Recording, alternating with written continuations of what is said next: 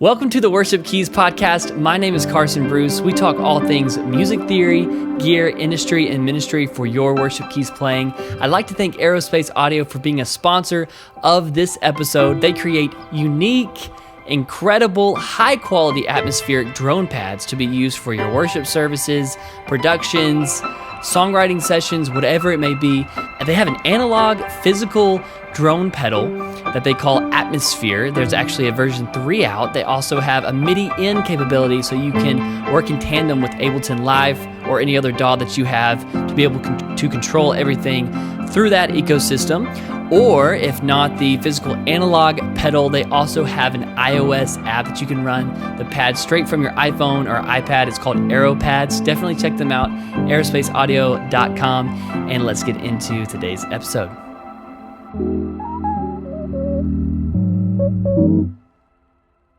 So here we go in the editing process. So I have Pro Tools session open right here. This is the exact session that I just used to record at Miller Piano Specialist whenever I recorded a few pianos there. This recording session is when I recorded the Kaiser Berg piano.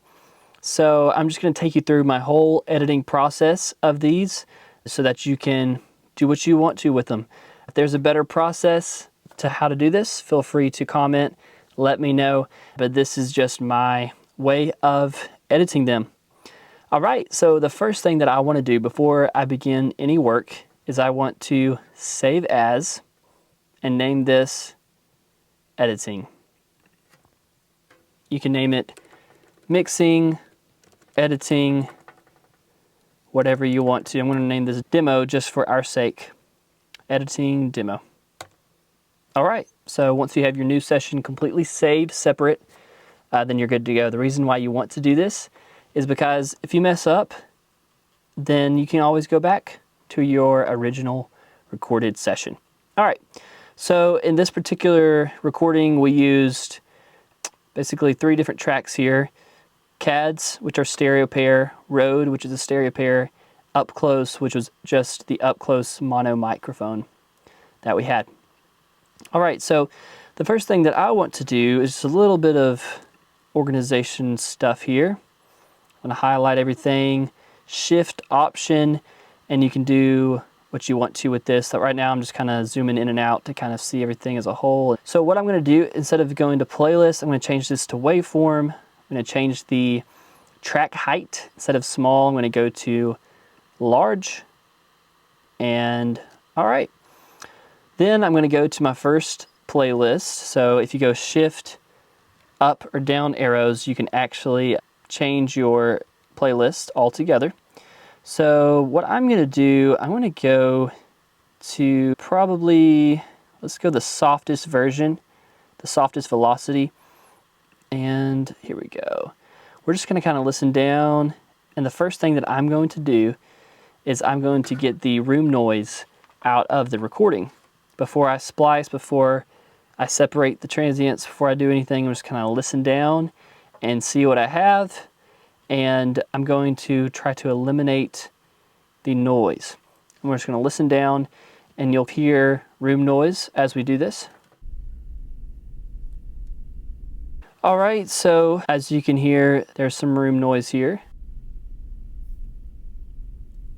So go to Inserts, Plug in, Noise Reduction, RX8 denoise. Again, you might have RX10, or there might be a newer version by the time you see this video. So yeah, here we have RX denoise. And what I'm going to do, I want to make these adjustments real quick. I want to reduce it all the way here. That's the threshold level. Let's go gentle, and since this is not dialogue, this is music. Adaptive mode, which is great. I like to do that. You can play around with it according to how your samples sound, but I'm just going to kind of do this and see what it does. I'm going to solo up the CADs here just to hear what it does on this channel. Nice. I like how that is. Nice. Yeah, I like that. It's gentle, it's in the music, threshold. Again, your settings will change, your threshold and reduction settings can change according to your own room and how you recorded your piano. But I like that. So basically, once you get a good profile of your noise, you can do the same for the rest of your tracks and put them in all of your channels, or you can have a master bus and put it on your master bus and get the noise reduction just from the master bus, which is a great idea as well. But yeah, just kind of use whatever settings you want to use, whatever sounds good is good. And I did it on the softest velocity layer, by the way, because if you do it on the loudest one, you might get a false sense of that threshold point, and you might have to adjust the threshold point according to your velocity layers. But you don't want to change your RX denoise levels according to the different velocities, because then you're going to get different noise coming in at different velocity layers in your final sample library. So once you get the softest setting set, keep that for all of your sounds. I then want to clean up all of the transients. The easiest way to do that I've learned is to use tab to transient. All right, so what you'll want to do for tab to transient is make sure all 3 channels are selected, and to make sure this little button up here on the top left is selected. And all you got to do is when you press tab over, it'll tab to your nearest transient. And on my MacBook here, I'm just going to Command E. It goes ahead and splices it for me. Tab over. Now it's getting this up close mic because I moved it. I don't want to cut there. I want to cut right there. And this can be a fairly fast process for you. Cut, cut.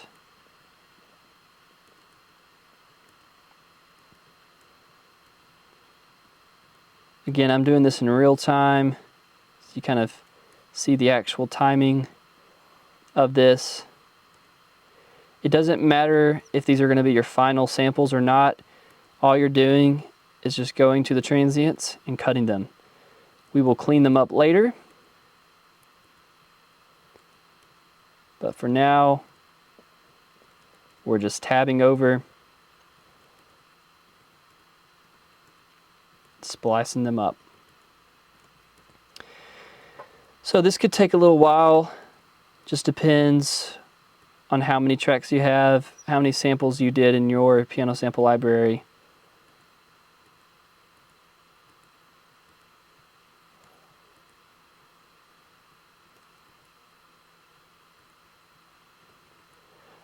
Again, I'm not even listening to any of the sources right now. I'm just finding those transients and I am cutting them. So those are all cut right there.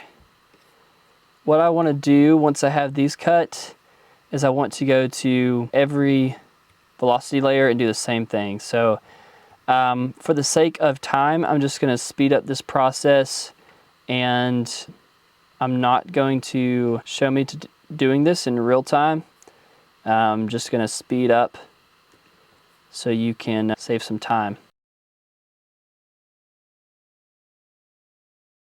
Okay, so we're back. Just for the sake of time, that was not in real time, but it did take me about 20 minutes to tab to transient all of the transients of all the velocity layers, both in my felt piano and my regular piano sample libraries.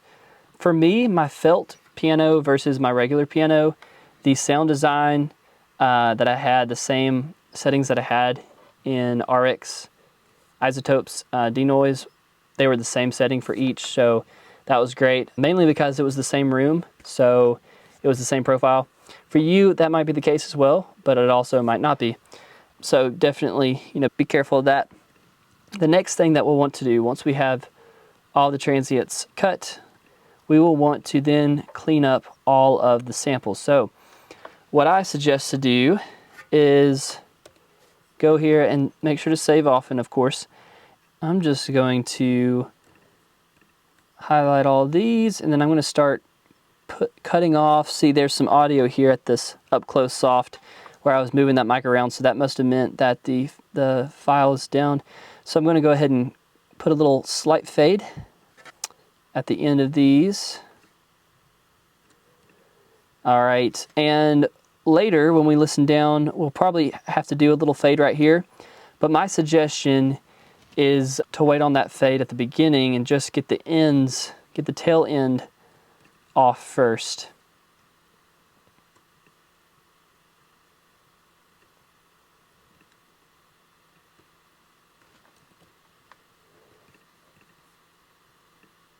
Using shift to do all of them at the same time.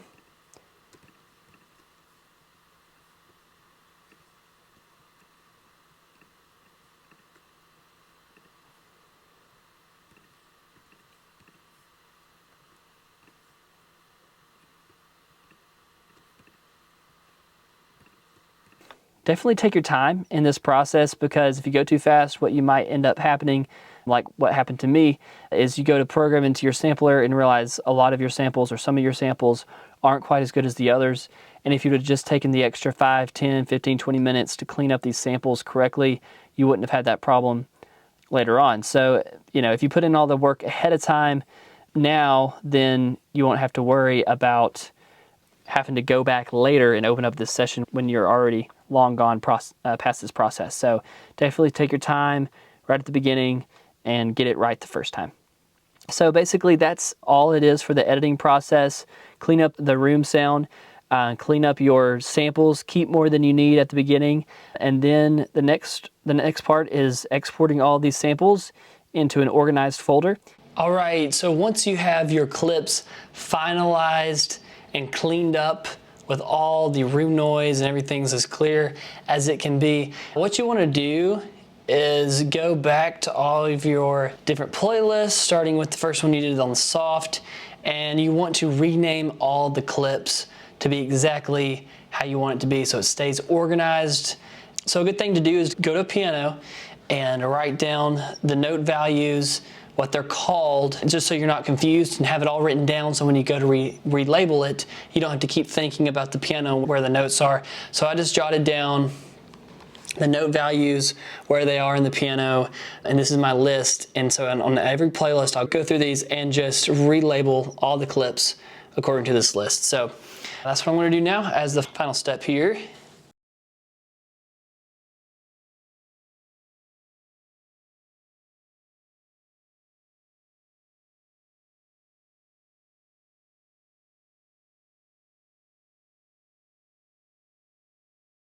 All right, so I'm all done renaming all the clips, and I'm glad I went through that. It took me a total of 37 minutes, which was longer than what I expected to take renaming all the clips, but it was necessary.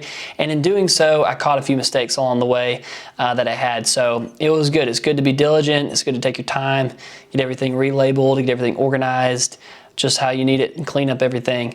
So yeah, that's about it for this video. Thanks so much for watching. We'll see you next time, and we're going to be talking about exporting these samples and organizing them in folders before we go to program the samples into our application. So I hope you enjoy it. I'll see you next time.